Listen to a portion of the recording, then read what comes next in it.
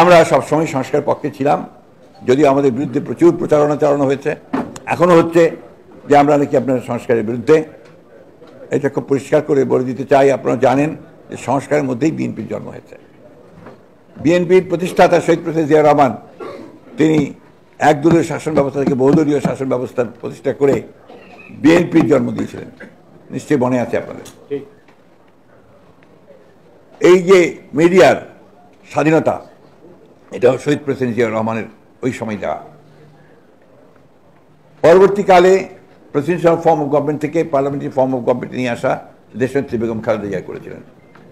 এমনকি যে caretaker government আমরা গ্রহণ করতে চাইনি, সেই কেয়ারটেকার গভর্নমেন্টকে আমরা গ্রহণ করে আলাদা পার্লামেন্টের নির্বাচন করে সেই পার্লামেন্টের সেশনে এক রাত্রিতে আমরা কেয়ারটেকার গভর্নমেন্ট যে বিষয়, যে আপনার যে আর্টিকেল, যেটা আপনার সংশোধনী, সেই সংশোধনী আমরা সংশোধনে পাশ করেছিলাম। এত কিছুর পরেও এই কিছু সংখ্যক মানুষ আছেন, দল আছে, যারা বিএনপিকে বিভিন্নভাবে দোষারোপ করার চেষ্টা করেছে, এখনো করছে। এখন তো একটা নতুন ধারণা, হঠাৎ করে যে ধারণা সম্পর্কে বাংলাদেশের মানুষের আদৌ কোনো ধারণাই নেই, পেয়ার পদ্ধতি।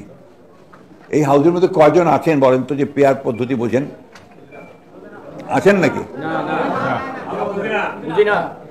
তো সেই পদ্ধতি তারা, যদিও সংস্কার কমিশন সেটা নিয়ে আসেনি, সংস্কারের যে যারা দায়িত্বে আছেন তারা আনেননি, কয়েকটি রাজনৈতিক দল সেই পদ্ধতি কথা বলছে এবং যেটার জন্য তারা আন্দোলন করছে। নিশ্চয়ই আপনারা দেখেছেন যে আন্দোলন করছে।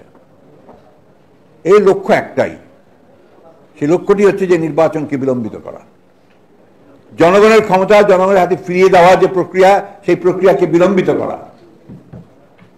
পিআর পদ্ধতি এই দেশের মানুষ গ্রহণ করবে না। আমাদের দলের পক্ষ থেকে তো আমরা স্পষ্ট বলেছি, এখন বলছি জনগণই এই পদ্ধতি গ্রহণ করবে না। চাপিয়ে দেওয়া কোনো কিছু এই দেশের মানুষ গ্রহণ করবে না।